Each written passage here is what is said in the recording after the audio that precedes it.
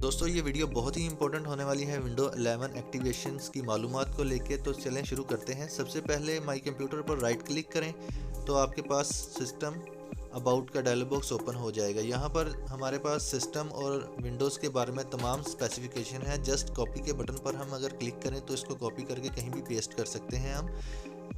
तो इस तरह हम इसकी इंफॉर्मेशन को कॉपी पेस्ट कर सकते हैं अपने किसी भी नोट पैड में।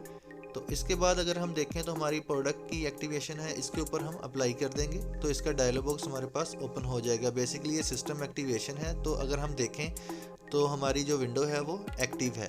अगर आपके पास आपने इस विंडो को एक्टिवेट किया है तो ये यहाँ पर आपको एक्टिव ग्रीन कलर का टिक शो करवाएगी।